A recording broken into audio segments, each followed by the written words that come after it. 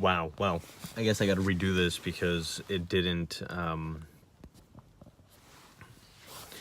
upload.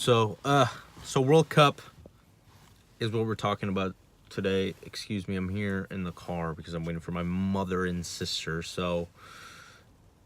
And I don't know what time I'd be home. So I decided to make a short one. Hopefully this one uploads. It just takes forever because anyway, I'm doing it through my phone. But that's neither here nor there. It doesn't mean anything to you guys. Just filling you guys in. Hope you guys had a great week, and hope you guys are having a great weekend. It's Saturday. It's gloomy. It's cold again, of course. But we're here to talk about World Cup since there wasn't any club competition this week. It was all focused on the national teams, which have the World Cup here in June. So, I mean, April, May. So a little over 2 months to get ready. And I think I don't know how many games they have left, but I don't think it's many. I don't even think it's 5, maybe even less. I could be wrong, though. So now moving on, the main games that were taking place yesterday. Germany hosting Spain, 2 powerhouses, 2 favorites, 2 sides with quality players, and Germany looking to repeat, Spain looking to get back on top after having that devastating 2014 World Cup showing in Brazil. And I think they're obviously 2 of the favorites, right? Germany has their quality players, and God, I feel like Germany's always got depth too, right? I swear Germany's B team could probably compete for a spot in the World Cup. And then you have Spain, who is bringing this newish wave of players, although they do have a good mix of the veterans. You have Ramos, Iniesta, Piqué, David Silva, but then you also have, I think Lucas Vázquez might be on the bench. You have Dani Carvajal, Isco, their forward, who I really liked, who played well. And that was an interesting matchup because it has World Cup implications to it, right? And they both played well. They ended up in a 1-1 tie. Iniesta with a brilliant feed to their forward, their young forward. I can't remember his name. Excuse me. Then also there was France hosting Colombia, which is the one that I was the most intrigued with, just because they're 2 teams that not have struggled. Maybe France struggled in the big picture, in the big tournaments. You're talking the Euros in a couple years, 2 years ago, where they lost to Portugal in France, and then Colombia, who hasn't been playing very well here recently, especially in the World Cup qualifying, right? They only won, I think, the 2 out of their last 6 matches. So 2 teams that definitely want to prove themselves in the World Cup. So this matchup had this one more so than the other one probably had that World Cup feel to it, right? Didier Deschamps obviously had to showcase himself against a quality Colombian side, and it was a tale of 2 halves. What can I tell you? You had France completely dominating. Colombia was virtually non-existent in the first half. It was all Griezmann and Mbappé on the wing.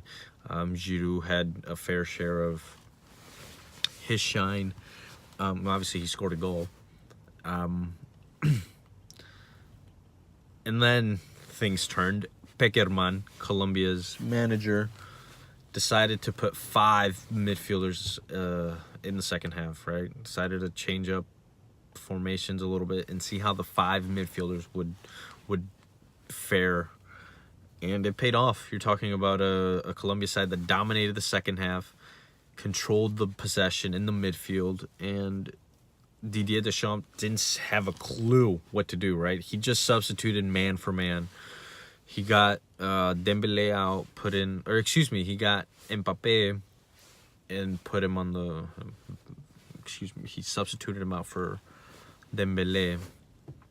Giroud for Ben oh God, the forward from Sevilla. I can't remember his name.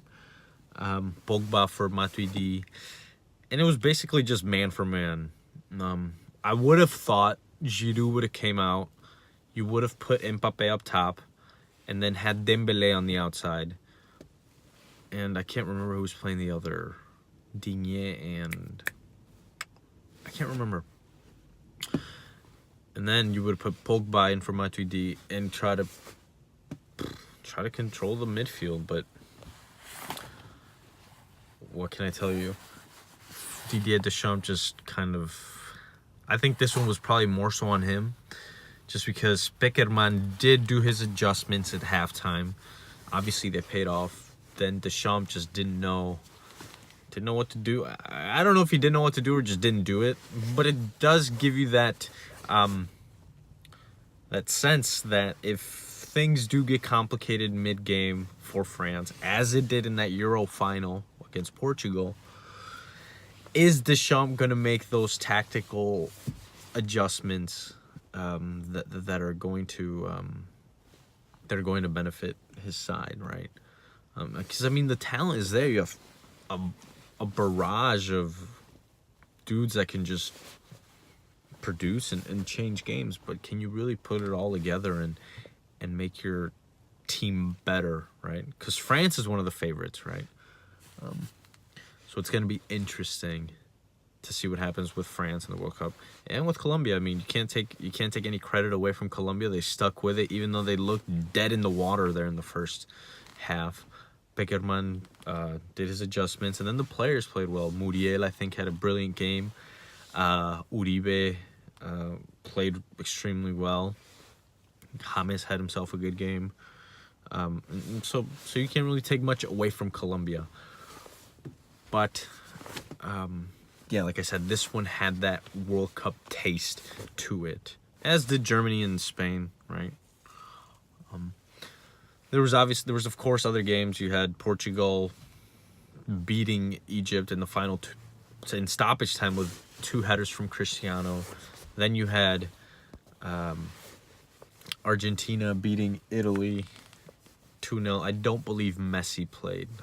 I didn't watch that one. I don't believe he played. But yeah, the World Cup is right around the corner. And also you had Mexico-Iceland, which was an interesting matchup. I thought Mexico did a little... I don't know what Juan Osorio is doing with Mexico.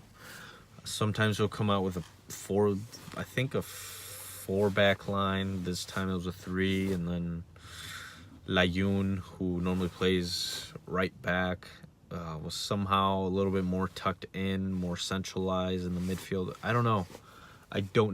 It seems like he's still experimenting with things, right? Which I don't think it's necessarily a good thing, but that's why they pay him the big bucks and not me, right? So yeah, that's gonna be it for today, guys. Hope you guys have an awesome weekend. Hope it's a lot nicer where you guys are at. And let me know in the comments, what did you guys think? Or yeah, what did you guys think? What was the most interesting matchup? What were your takeaways? And I think there's gonna be another game here Monday, Tuesday, Wednesday with the international teams. But yeah, let me know what you guys think. Who's your guys' favorites? I guess the particular question is, what the hell went wrong with Deschamps? Was it his fault? Was it the player's fault? I would love to know. Hope you guys have an awesome day, guys. Take care. Much love.